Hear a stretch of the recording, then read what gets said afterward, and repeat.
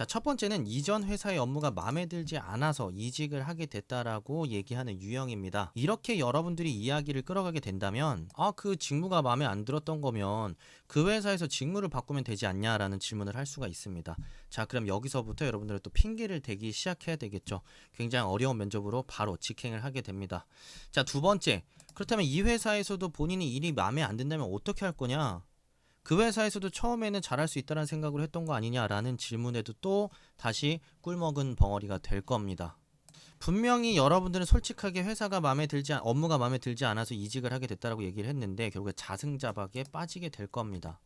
자, 두 번째 이유, 더 큰 목표를 품고 지원을 하게 됐다. 자, 사실 이런 패턴 같은 경우에는 반은 가능하고 반은 불가능합니다. 삼성전자나 LG에너지솔루션, SK텔레콤, 이노베이션과 같은 정말 국내에 내로라 하는 대표적 기업들을 지원할 때에는 제대로 한번 큰 꿈을 꾸고 싶어서 지원했다는 얘기가 먹힐 수 있습니다. 하지만 이런 회사를 제외한 2티어, 3티어 내지는 대기업 중에서도 주류 계열사가 아닌 곳에 지원을 하게 된다면 너 그러면 꿈이 커지면 다른 데 또 가겠네? 라는 얘기로 들리게 될 가능성이 매우 높습니다.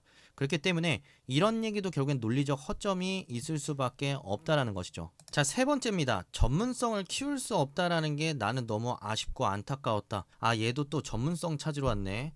우리는 좀 바닥부터 제대로 하나씩 배워가면서 쌓아갈 수 있는 친구가 필요한데 여기서도 또 멋있는 일 하고 싶다라는 얘기네 라는 생각을 자연스럽게 할 수밖에 없다라는 의미입니다. 회사라는 게 다 똑같습니다. 삼성전자 다니는 친구, SK 계열사 다니는 친구 전부 다 불만입니다. 전문성 없다, 기타 등등 다 똑같은 얘기를 하고 있습니다. 결국에 회사 생활이라는 것과 전문성이라는 건 좀 논외로 생각을 좀 하셔야 되고요. 네 번째입니다.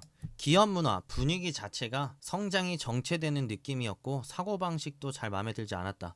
어찌 보면 최악의 답변이 될 수가 있습니다. 중소기업에서 근무를 했다라고 한다면 아무래도 어떤 투자에 대해서 제약도 많을 수밖에 없기 때문에 성장에 대한 정체를 난 되게 느끼고 아쉬웠다라는 정도로만 얘기하면 괜찮긴 하겠지만 기업 문화가 너무 별로였다. 그들이 일하는 사고방식이 마음에 들지 않았다라는 얘기는 정말 최악의 답변일 수 있습니다. 왜냐하면 조직생활 자체가 어쩔 수 없는 부조리 불합리가 있습니다. 삽질도 끊임없이 해야 되는 상황이 있을 수도 있고 내가 하기 싫은 일을 억지로 상부의 명령에 따라서 수행해야 되는 상황이 생길 수도 있습니다. 그렇기 때문에 단순하게 그 회사의 기업 문화, 그 회사만의 상명하복이 마음에 들지 않았다는 이야기를 먼저 꺼내게 된다면 이 친구는 조금만 자기 뜻대로 생각하는 방향과 맞지 않는 지시를 하면 안 듣겠다는 얘긴가? 라고 생각을 할 수밖에 없습니다. 그렇기 때문에 이런 접근도 굉장히 주의를 해 주셔야 되고요. 조직 내 성장이라는 것 자체가 물론 각자가 맡고 싶은 멋있는 일을 하는 것도 중요하겠지만 회사 생활에서도 1, 2년 차 때는 어떻게 보면 허드렛 일처럼 느껴지거나 단순 반복적인 업무처럼 보이는 것들도 단계적으로 쌓아나가야 실력이 성장되는 부분이 있을 텐데 그런 부분들에 대해서 우선 불만부터 제기하고 보는 그런 식의 사고방식을 그렇게 좋아하지 않을 가능성이 매우 높습니다. 이렇게 네 가지 유형을 좀 살펴봤는데 이 네 가지 유형에 모두 공통점이 있습니다. 모두 부정적인 이유 때문에 이직을 생각하게 됐다라는 것입니다. 자, 무슨 의미냐면 나는 이 회사의 업무가 마음에 안 들었다. 난 이 회사가 너무 작았다. 이 회사는 전문성이 없었다. 자, 그리고 이 회사는 너무 사고방식도 마음에 안 들고 계속 정체해 있다. 자, 이런 부정적인 이유를 바로 이직의 사유로 여러분들이 제시를 한 게 문제점인데요. 왜 그러냐면 모든 조직에는 부정적인 부분들이 반드시 존재하기 마련이기 때문입니다. 또 다른 큰 공통점, 문제점이 있었다면 지원하고자 하는 회사 직무에 대한 초점이 보이지 않았다라는 것입니다. 여러분들이 어떤 불편함이나 아쉬움 때문에 지원했다라는 식의 접근은 결국에 도망쳤다라는 식의 접근밖에 되지 않습니다. 저 여기가 싫어서 여기 왔어요. 저기는 너무 좀 별로더라고요. 그래서 여기서 한번 새로 시작해 보려고요. 마치 꽝 대신 닭이다라는 선택을 하는 것처럼 들릴 수밖에 없다라는 얘기고 앞서 설명드렸던 대로 이런 불편함이 있다면 나 때려칠 거다 라는 얘기로 들어도 사실은 논리적으로 틀림이 없는 답변일 수밖에 없습니다.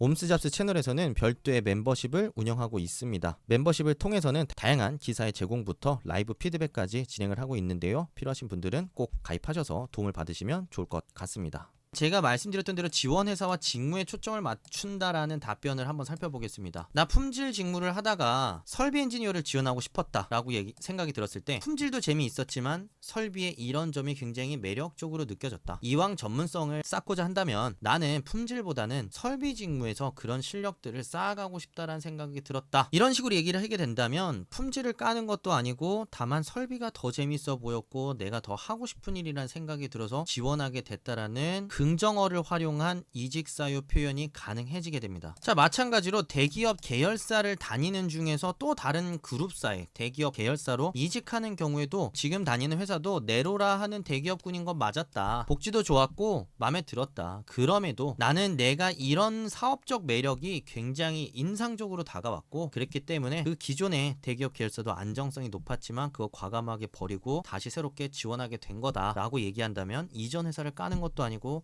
내가 지금 지원한 분야가 너무 하고 싶어서 새롭게 꿈을 꾸고 준비하게 됐다라는 긍정 표현을 통해서 여러분들이 이직 사유를 해결하실 수가 있게 됩니다. 그러면 묻겠죠.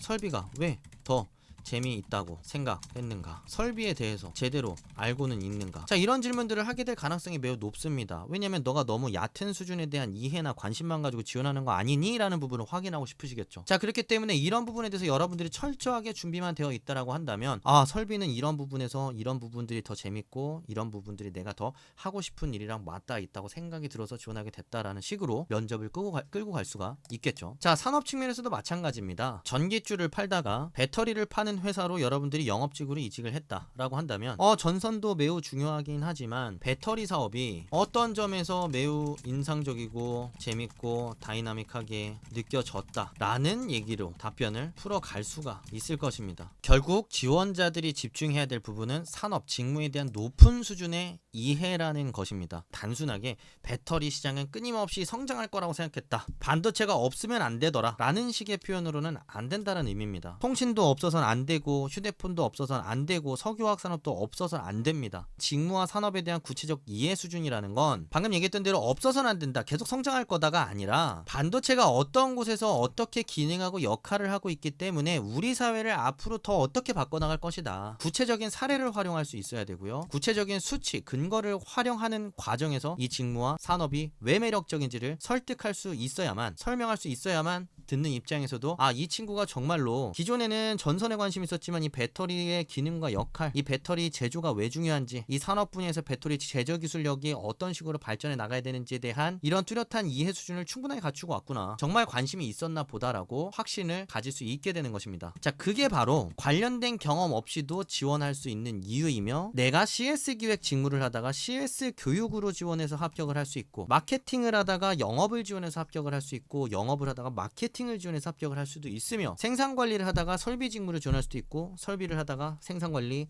품질관리에 지원을 할 수도 있는 이유입니다. 물론 이렇게 이직 사유를 얘기하게 된다면 분명히 나중에는 잘할 수 있는 이유와 본인이 갖추고 있는 경험, 실력 등등에 대한 이야기를 분명히 질문을 받게 되긴 할 것입니다. 하지만 이런 질문을 받기 이전에 여러분들이 지원하게 된 이유를 분명하게 납득시키지 못한다면 면접관님들께서 계속해서 고개를 갸우뚱거릴 것이고, 납득되지 않는 이유로 인해서 여러분들에게 계속해서 후벼 파는 질문을 하다가 여러분들은 멘탈이 나가서 면접장을 나오게 되는 상황이 계속해서 반복이 될 것입니다. 그렇기 때문에 더 이상 부정어를 가지고 이직 사유를 얘기하지 마시고요. 긍정어를 가지고 내가 관심 있는 산업과 직무에 대한 뚜렷한 이해를 가지고 돌파하겠다는 마인드로 접근을 하시면 좋을 것 같고요. 여러분들도 충분히 할 수 있습니다. 탄탄하게 기본기부터 갖추고자 하시는 분들, 스펙을 뛰어넘는 면접의 기술, 그리고 스펙을 뛰어넘는 자소서 통해서 기본 개념 확실하게 다져주시고요. 오늘 영상 도움이 되셨다면 좋아요, 구독, 알림 설정 꼭 부탁드리겠습니다. 감사합니다. 옴스였습니다.